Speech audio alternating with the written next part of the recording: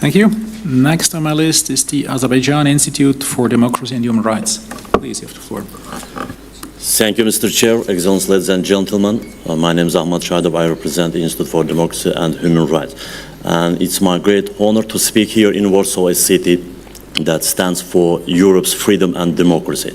We are here to talk about values that unite all of us: fair elections, open societies, and peace. And the OSCE was built on one clear idea: security and democracy go together. When democracy fails, peace is at risk. When peace disappears, democracy cannot survive. And let me start with Georgia, where local elections were held just 2 days ago on October 5. And this election should have been a sign of progress, but instead they showed a deep political division and loss of public trust. Only about 40% of voters took part, and several opposition parties stayed out of the race. And international observers spoke about pressure on journalists, misuse of power, and fear among activists. For many years, Georgia was seen as a democratic model in the South Caucasus, but today we see how fragile democracy can be when trust and fairness disappear. It doesn't collapse overnight. It fades slowly when people stop believing that their vote matters. Now let's look at Armenia, which plans to hold parliamentary elections in June 2026. Europe has a big interest in this vote because it will decide the future of peace in our region. Sadly, we already hear some political forces, especially opposition forces in Armenia, talking about revenge and war, not peace and reform.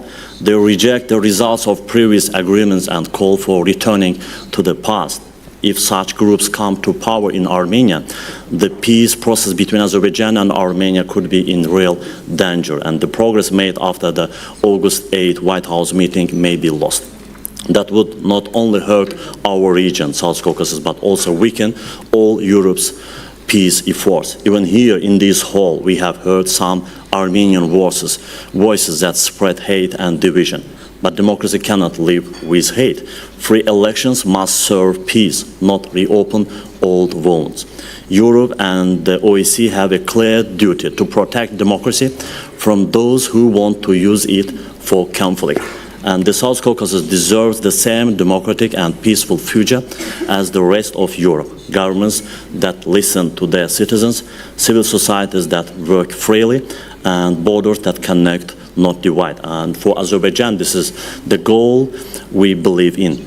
We want a region where people travel, trade, and talk, not fight each other, where roads and energy corridors unite nations, not separate them. Civil society must help lead this change by telling the truth, building dialogue, and teaching tolerance. Thank you for your attention. Thank you. Next.